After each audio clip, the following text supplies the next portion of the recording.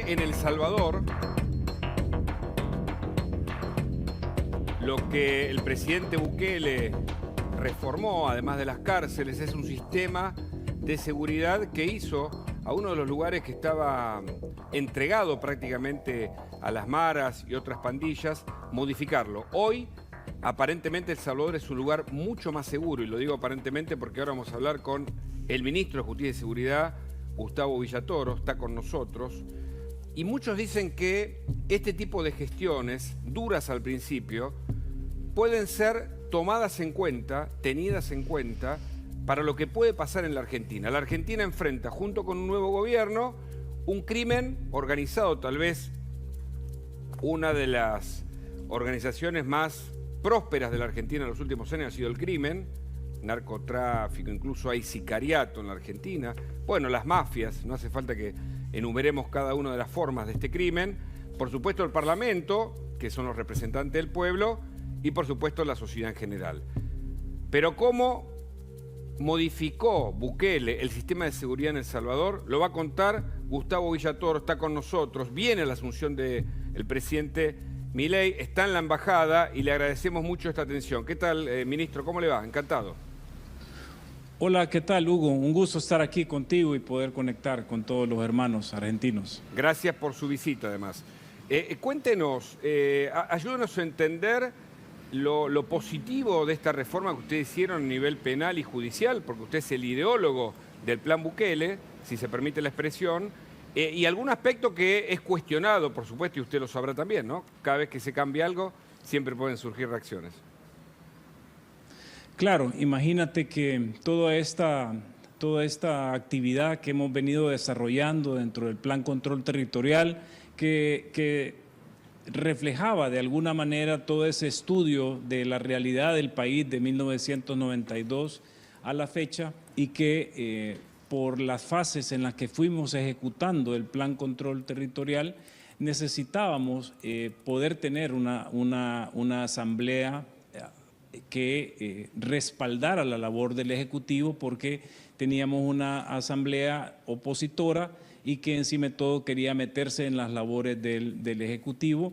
Y cuando logra el presidente Nayib Bukele con su partido político poder tener mayoría en la Asamblea Legislativa, es donde ya nosotros desde el Gabinete de Seguridad desarrollamos toda esta guerra en contra de las pandillas, activando la última herramienta que teníamos para recuperar un Estado de Derecho, ¿ya? Porque el presidente Nayib Bukele entiende muy bien que si un Estado no tiene capacidad de dar seguridad a su población, eso no le podemos llamar Estado de Derecho. Y por supuesto, al hacer uso de estas herramientas y poder presentar todo este compacto de reformas a esas leyes penales perversas que nos sembraron en los últimos 25 años en el país, que no somos los únicos, estamos claros que esto ha sido a toda América Latina nos han plagado de estas leyes perversas para que el Estado nunca le gane la guerra al crimen organizado.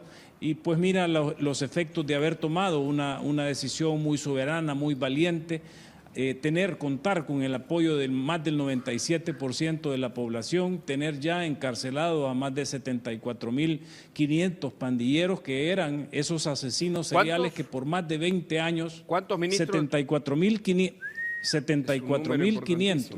Sí, qué bárbaro. Ahora, claro. Ministro, esa reforma penal es clave porque la Argentina, por ejemplo, nuestro código tiene más de 100 años y todavía no se ha reformado el Código Penal. Hubo algunas reformas en el medio, pero además hubo una cultura proclive a el abolicionismo, es decir, a aplicar siempre lo tendiente a penas mínimas cuando los delitos pueden tener sanciones más graves, una tendencia judicial. ¿Cómo cambiaron ese sistema de cosas, además, cultural, además de las leyes?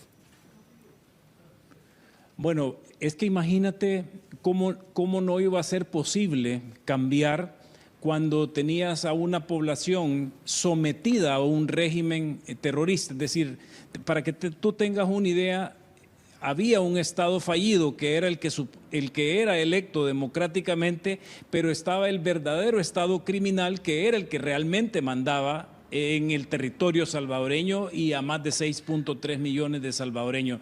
De tal suerte que venir y hacer lo correcto de una forma valiente y cambiar las leyes para que el Estado por fin contase con herramientas para poder derrotar al crimen organizado es lo que tiene, y para nosotros, para el Gabinete de Seguridad, para el presidente Nayib Bukele, definitivamente que haber devuelto la esperanza a nuestra gente, eso es algo que nos llena y que es la paga, la mejor paga que nunca vamos a recibir por hacer lo correcto, por hacerlo de una manera soberana, apartando a todos estos organismos internacionales y a todos estos disque países amigos que nos llegaron a dejar recetas para que resolviéramos el problema, pero era para que nuestra enfermedad fuera más cruel.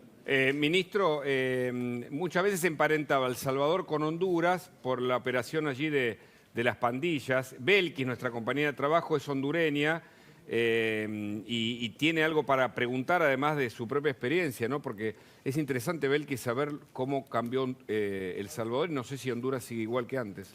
Sí, Honduras sigue igual la situación que antes nosotros tenemos también, y eso te quiero preguntar, ustedes, ¿qué garantías le dan a los países vecinos que esta gente no termine, por ejemplo, en Honduras, en Nicaragua, en Guatemala, que sabemos que está sufriendo parte de este crimen organizado?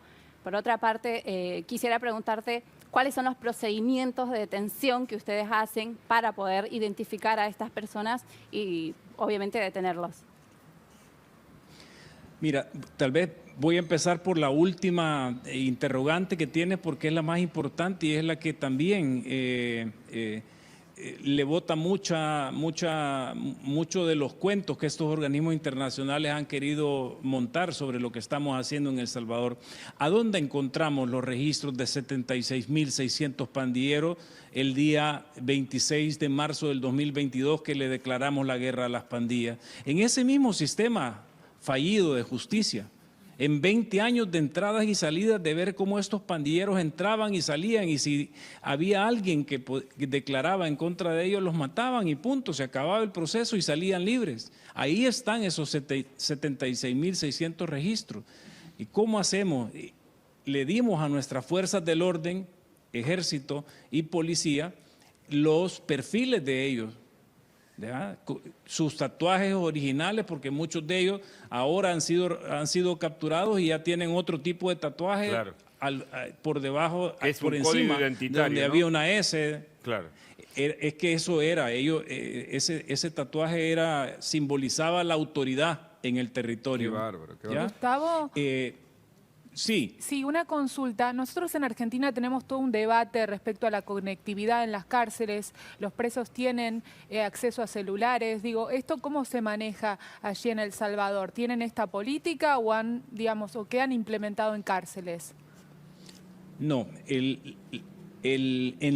la fase 1 del Plan Control Territorial fue tomar el control de las cárceles, que el Estado por fin tuviera el control de las cárceles, que es un problema que tienen la mayoría de países donde, aunque hay guardias uniformados del gobierno, pero quien manda en las cárceles es el crimen organizado. Eso nosotros lo desactivamos completamente. Tienen acceso a ningún tipo de teléfono celular, ni de llamadas, ni de visitas en el régimen de pandillas, de crimen organizado, y además aquel operador de telefonía celular que dé señal dentro de una cárcel tienen multas millonarias, y tenemos todo un equipo de tecnología para estar midiendo, claro, los decibeles, de tal suerte que no entre ningún tipo de señal a las cárceles, porque obviamente, así como en El Salvador lo hicieron en los últimos 20 años, en otros países lo siguen haciendo. Ellos ordenan cometer crímenes y se vuelven las universidades como los cuarteles principales, bueno, del crimen organizado, y obviamente eso pasaba en El Salvador. En la Argentina, con la organización Los Monos, pasa eso. El crimen o las ejecuciones se envían desde la cárcel. Ni que hablar con lo que pasa en Brasil, ¿no? Con los distintos grupos, ¿no? El PCC, entre otros, cuya organización central está en las cárceles con la complicidad de quienes tienen que cuidarlo. y hacen todo lo contrario. Pablo.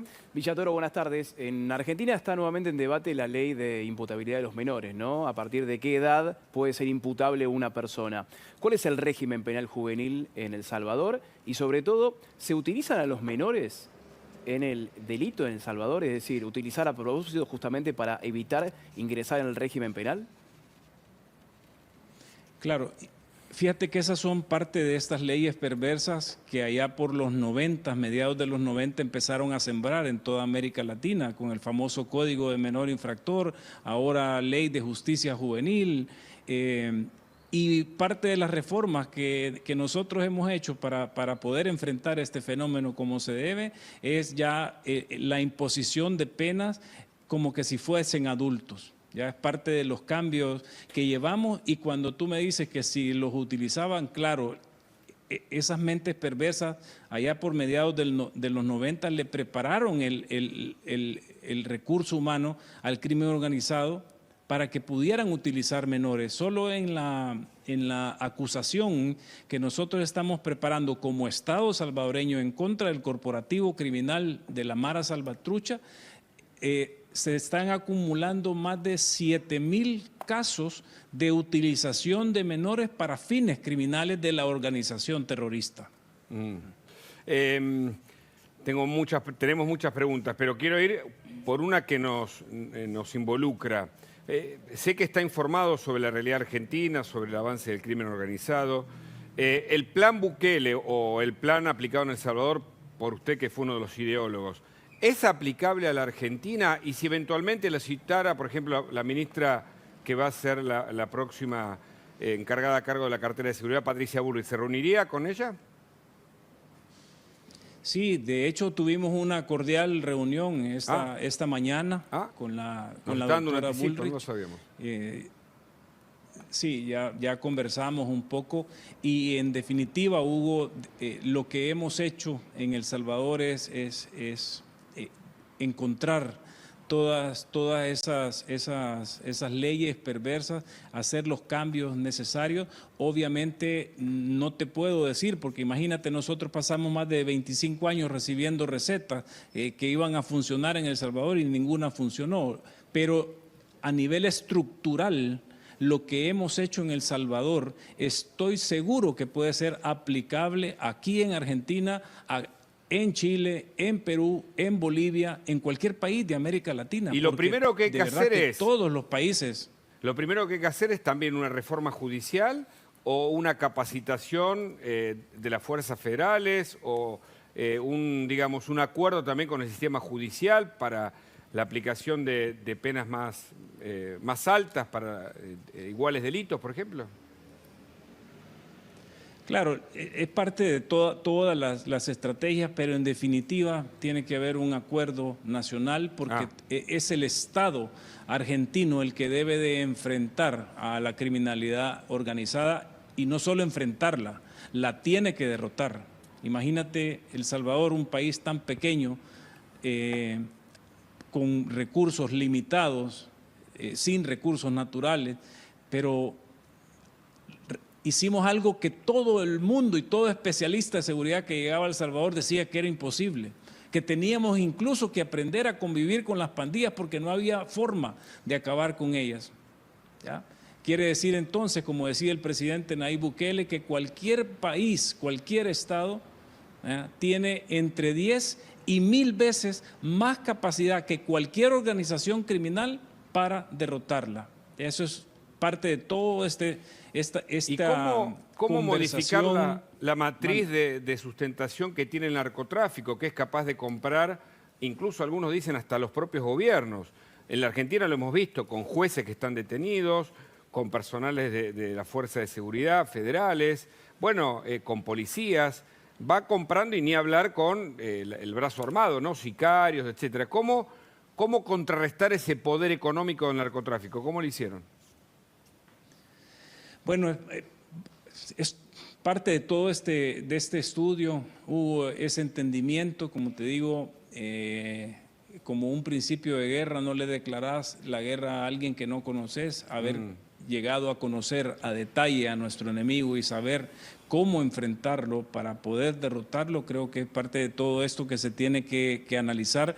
Riesgos, imagínate que nosotros no cambiamos a nuestra policía, no cambiamos a nuestro ejército para enfrentar este fenómeno. Sí hicimos las reformas legales necesarias para poder contar con las herramientas y para que el Estado tuviese la capacidad de poder derrotar al crimen organizado. Y eso va generando sinergias entre todos los actores claves de un país, precisamente para poner primero los intereses de la sociedad. Y una cosa muy, muy aparte también, nosotros le subimos el vidrio a todas estas organizaciones de derechos humanos internacionales que pretenden decir que somos la sociedad la responsable de parir a semejantes criminales. ¿Qué le responde a los que son críticos, ¿no? del sistema que ustedes aplican por lo extremadamente riguroso? Incluso hablan de violaciones a los derechos humanos. ¿Qué les dice, ministro? Bueno, mira, lo que ellos opinen nos tienen sin cuidado. Gracias a Dios en El Salvador tuvieron que quitarse la máscara y demostrarle al mundo que ellos lo que están es enamorados de los criminales y son enemigos de la sociedad. Viven, desgraciadamente, de la sangre que generan estos grupos criminales en nuestros países. Por lo que quieran decir o pretendan hacer, nos tiene completamente sin cuidado. Estamos trabajando, haciendo nuestro trabajo en base a nuestra Constitución, en base a nuestras leyes, y lo vamos a seguir haciendo porque encima de todo el respaldo de la población es superior al 97%. Eso es la verdadera democracia y hasta en eso estamos redefiniendo y mostrando el concepto de democracia, que no solo es ir los domingos a elecciones a elegir a nuestros gobernantes, sino escuchar a la población y resolver los problemas de la población. Ministro, agradeciéndole su tiempo, una respuesta breve le pido, si es tan amable. ¿Bukele se va a reunir con Milei en algún momento? Claro que sí. Claro que sí, de hecho por el permiso que él ha solicitado no pudo venir, por eso me pidió que viniera a representarlo, pero sin duda es parte de lo que se va a hacer. Ministro Villatoro, muchas gracias, ha sido muy amable en dedicarnos este tiempo. No, un placer, Hugo, y un saludo a todos tus panelistas ahí y a los hermanos argentinos. Y muchas gracias a Tomás Díaz Cueto, que bueno, logró esta nota también ahí con tanto trabajo.